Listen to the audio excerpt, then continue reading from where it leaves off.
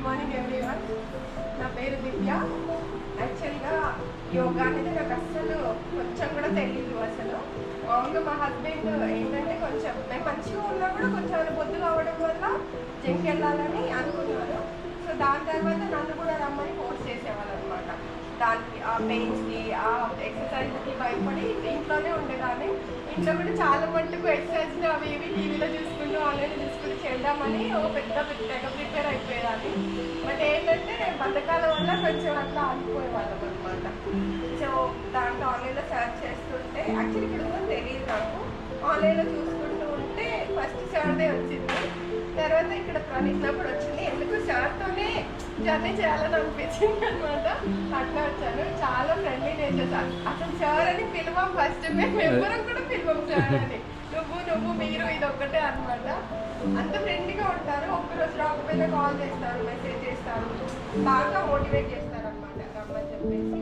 So అట్లా నేను ఏంటంటే ఒక 2-3 డేస్ వచ్చాకే నాకు చాలా అంటే చాలా తెలిసింది. బేసిక్గా నేను ఆల్మోస్ట్ దివాళీ నుంచి ఇప్పుడు నేను వచ్చే 2 months వరకు కూడా నాకు ఇంత నిద్ర కూడా ఉండకపోయేది అనమాట. అసలు బాగా వచ్చి అసలు నిద్ర అంటే ఏంటో తెలియదు. ఇంకా మార్నింగ్ 1 hour మాత్రమే పడుకునేదాన్ని. తర్వాత ఫస్ట్ అదే షేర్ చేసుకునేది. నిద్ర పోయి చాలా రోజులైంది. దానివల్ల నాకు స్ట్రెస్ బాగా పెరిగిపోయింది. ఊరికే పిల్లల మీద అవ్వడం, ఊరికే హస్బెండ్తో గొడవ పడడం, ఏ పని చేయకపోవడం, బద్ధకంగా కూర్చోవడం, అసలు ఏంటో ఇంకా నాకు ఏంటి పిచ్చి. అది ఒక రకంగా మైండ్ని కంట్రోల్ చేసుకోలేకపోయాను. ఫస్ట్ అదే షేర్ చేసుకున్నాను. నాకు ఇది ప్రాబ్లము, నేను అస్సలు పడుకోలేకపోతున్నాను, అది ఇది అంటే సరే నువ్వు చూడమ్మా. అప్పుడు 2 days నాకు అసలు నమ్మకం లేకుండా సీరియస్లీ చెప్పి సార్ నేను ఫస్ట్ డెమోకి వస్తాను, 2-3 days డెమో క్లాస్ ఏదైనా ఉందా అని.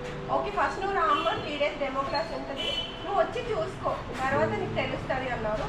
నేను వెళ్ళిన రోజు అసలు మామూలుగా మా పక్కన నైబర్తోని గంటలు మాట్లాడతాను. తను మాట్లాడితే నాకు నిద్ర వచ్చేస్తుంది. ఇంకా కూర్చున్నా కూడా నేను నిద్రపోతున్నాను.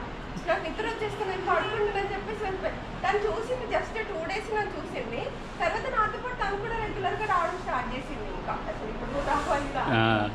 నాకు ఫస్ట్ అది ఎప్పుడు నాకు రిలాక్సింగ్ ఏంటంటే అసలు 8-9 ఆ టైంలో పడుకుంటే మళ్ళీ కరెక్ట్ 5:30-6 ఆ టైంలో లేస్తున్నాను. ఇంకా అసలు చిన్న మధ్యలో చిన్న డిస్టర్బెన్స్ కానీ చిన్న ఏదైనా అలజడైనా మెలకు రావడం కానీ అవి ఏమీ లేవు. ప్లస్ నాకు కూడా అసలు ఎంత రిలాక్సింగ్గా ఉందంటే ఇంట్లో కూడా చాలా రిలాక్సింగ్, అసలు ఎంత పీస్ఫుల్ అనిపిస్తుంది.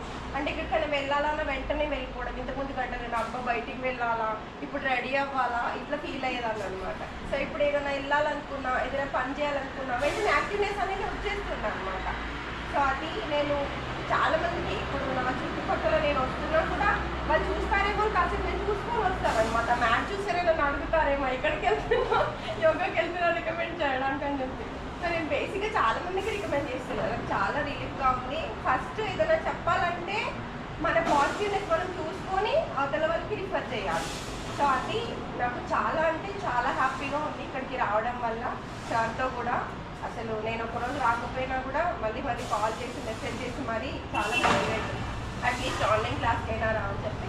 నేను బిజీగా ఉన్నా కూడా ఆన్లైన్ క్లాస్కైనా అటెండ్ అవుతున్నాను. ఖచ్చితంగా కంటిన్యూగా చేస్తే మన లైఫ్ వేరేలా ఉంటుంది. మధ్యలో ఆపుకుంటూ బిజీగా ఉన్నామని షెడ్యూల్ అట్లా మెయింటైన్ చేసుకోలేక ఉంటే దానికి ఏం చేయలేము. నన్ను అడిగితే ఖచ్చితంగా మనం స్టార్ట్ నుంచి మనకి వీలైనంత వరకు కంటిన్యూ చేస్తేనే చాలా హ్యాపీగా ఉంటాం, స్ట్రెస్ ఫ్రీ ఉంటాం, మంచిగా ఉంటాం. మనం బాగుంటేనే మన ఫ్యామిలీని హ్యాపీగా చూసుకోగలం.